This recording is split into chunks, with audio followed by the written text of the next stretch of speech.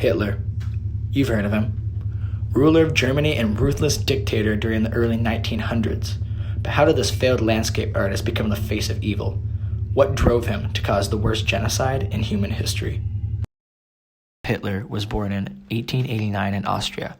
Hitler's parents had 3 children before him, but unfortunately, they all died. Given these tragic events, Adolf's mom spoiled him. However, his father was quick to anger and very abusive. This caused Hitler and his dad to have a rough relationship, while he and his mother were very close. When Hitler was a young child, he was quite popular. He liked reading stories about cowboys and Indians, and when he got older, he began to get into trouble. The area Hitler lived in was once part of the German Confederation. Many people who lived in these areas considered themselves German. Given this, Hitler became pro-German, which was also an attempt to defy his father, who was an Austrian public official. This caused even more tension between Hitler and his father. Around this time, Hitler's 6-year-old brother passed away. After this, he became very different. He was often seen talking to trees and laying on the cemetery walls where his brother had been buried. His grades started to fail, and seeing this, his father beat him. Hitler's dad wanted him to become a public official just like him, but Hitler refused, wanting to become an artist. Soon after, his dad died from pleural hemorrhage, leaving him fatherless. When Adolf was 18, he left home and moved to Vienna to take an entrance exam for art school. He failed. Hitler returned home to find his mother was also dying. When she passed, Hitler was filled with immense grief like no other. Hitler then began to live on the streets of Vienna. Around this time, Hitler's crazy conspiracies began to form. Just then, a major global event happened. World War I. Hitler immediately joined the German army and considered it to be the best time in his life. He was a brave soldier and even won the Iron Cross first class. Adolf almost died many times, but always found a way to survive. In one instance, in 1916, he was wounded and went back to Germany only to find a huge anti-war movement spreading. Hitler was outraged after seeing this. He soon returned to the front lines, but was blinded temporarily in 1918 at the Battle of Ypres. Hitler was sent to a field hospital and was notified soon after that Germany surrendered and a peace treaty was signed. From the depths of Hitler's despair, he formed a new, grand, bold idea. After World War I, the American stock market crashed overnight, and economies all around the world plummeted. This led to the world going into a Great Depression. Around this time, Hitler got a job as an intelligence officer for the army. His first task was to quietly take notes on a right-wing anti-Semitic political party called the German Workers' Party and return with his information. But Hitler had other ideas. Years of anger that had built up all came out in one speech. Hitler quickly joined the party and became the Führer of the group. He gave them a new name and color scheme, the National Socialist German Workers' Party, or the Nazis. The Allies' conquest of Germany in 1918 brought an end to World War I. Following the war, independent paramilitary groups known as the Freikorps spread through Germany.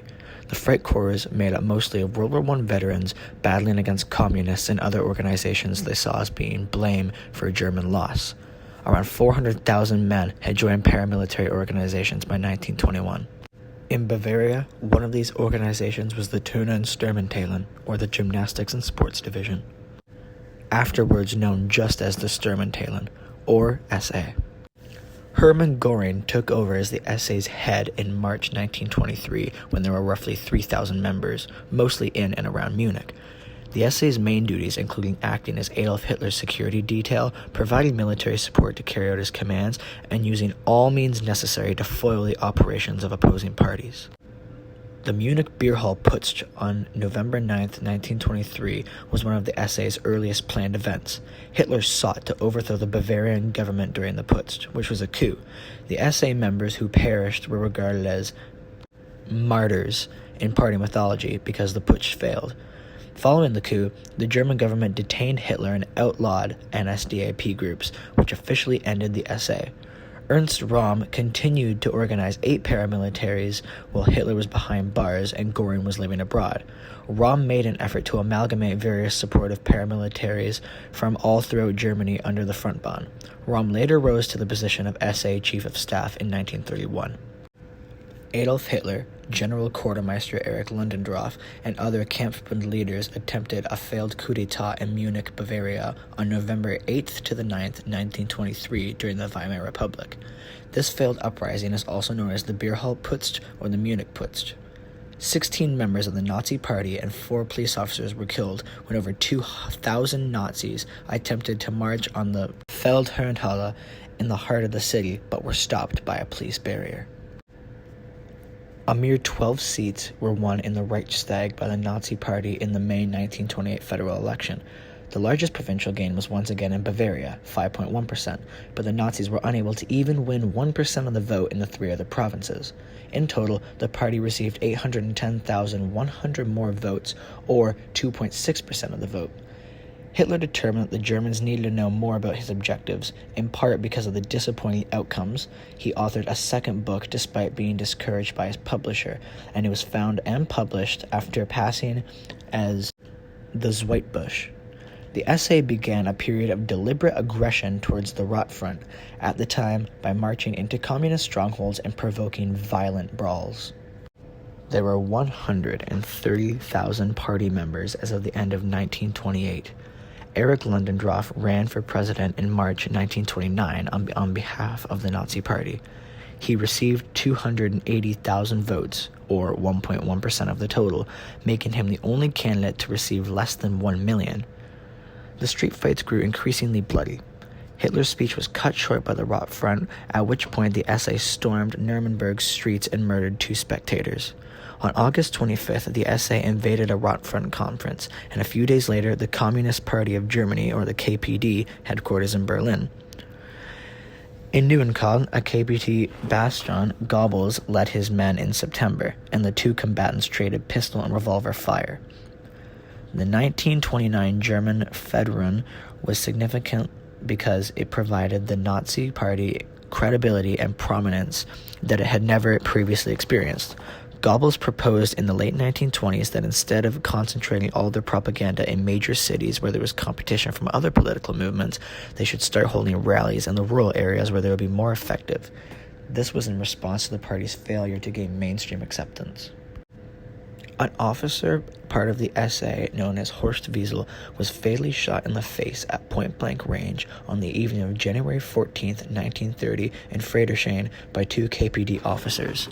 After a dispute with the landlady, a KPD officer, who was also a friend of Albert Hoster of the Rot Front, who shot Wiezel when the attack took place.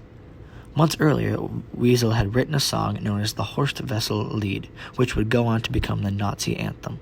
The burial was turned into a platform for Nazi anti-communist propaganda after Joseph Goebbels, Hitler's propaganda minister, utilized the attack and the weeks Wiezel spent on his deathbed to promote the song. Goebbels was fined 800 marks in May after being found guilty of libeling the President Hindenburg. The judgment was based on a 1929 article by Goebbels in Der Angriff, his newspaper. The prosecutor in Leipzig accused Goebbels of high treason in June based on his remarks he made in 1927, but the case was dropped after a 4-month inquiry. Prussia reinstated its exclusion of the brown shirts, or the SA, on March 10, 1931, as street violence between the Rot Front and the SA grew and defied all prior restrictions and expectations. Days after the ban, SA men killed 2 communists during a street brawl, which prompted a ban on Goebbels speaking in public. Goebbels got around the restriction by recording speeches and playing them to an audience while he was away. Hitler had a formal declaration published on October 16, 1924, when his citizenship came under scrutiny. The loss of my Austrian citizenship is not painful to me, as I never felt as an Austrian citizen, but always as a German one only.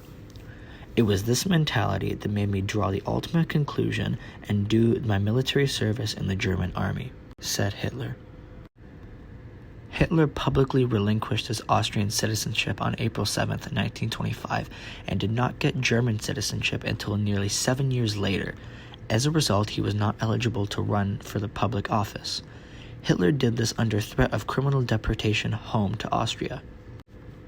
Dietrich Klage appointed Hitler as a Free State of Brunswick government official, granting him German citizenship after Wilhelm Frick's prior attempt to do so while serving as a Thuringen police officer had failed. The German Reichstag building burnt down on February 27, 1933, as a result of arson. Utilizing the fire, the Nazi leadership and its allies in the German National Alliance convinced President Paul von Hindenburg that the communists were preparing a violent insurrection to thwart Germany's national renewal. They asserted that in order to stop this, urgent legislation was required. The Ensuring for the Protection of the People and State Act, also known as the Reichstag Fire Decree, eliminated a number of constitutional safeguards and opened the path for the Nazi dictatorship. Adolf Hitler's cabinet had enacted a decree for the protection of the German people on February 4, 1933, using emergency constitutional powers. This edict substantially hampered election campaigning by restricting the press and allowing the police to forbid political gatherings and marches. It was only a temporary remedy. After the Parliament building was burnt down on February 27th, civil liberties were dramatically and permanently suspended. Although the cause of the fire is still unknown, the Nazis and German Nationalist People's Party coalition government accused the communists as a form of propaganda.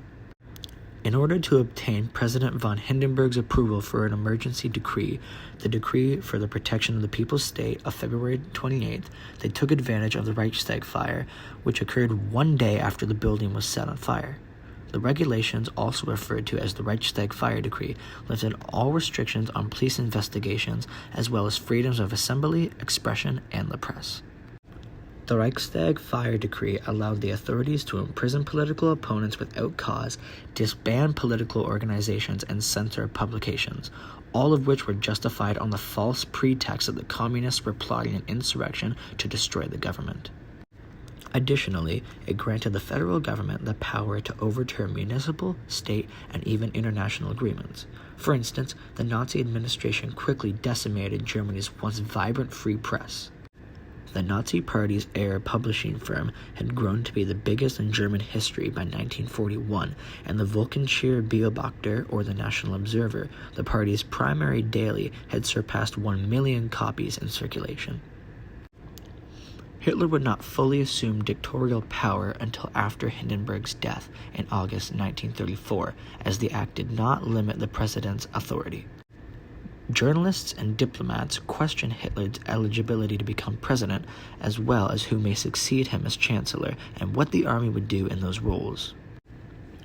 They were unaware of the army's backing for Hitler following the Night of the Long Knives and did not anticipate his law concerning the head of state of the German Reich, which combined the offices of president and chancellor into one. Hitler could only be removed as head of government by Hitler, who was also the head of state. On the day Hindenburg died, all soldiers swore the Hitler Oath, promising to obey their leader without question. Hitler, not the position of the country. Through the German vote of 1934, a sizable majority endorsed the fusion of the two positions in the person of Hitler. From that point forward, Germany had become a dictatorship with Hitler as the ruler of the new society. Meine Arbeit für richtig hältst, ob du glaubst, dass ich fleißig gewesen bin, dass ich gearbeitet habe, dass ich mich in diesen Jahren für dich eingesetzt habe, dass ich anständig meine Zeit verwendet habe im Dienste meines Volkes. Gib du jetzt deine Stimme ab. Wenn ja, dann tritt für mich ein, so wie ich für dich eingetreten bin.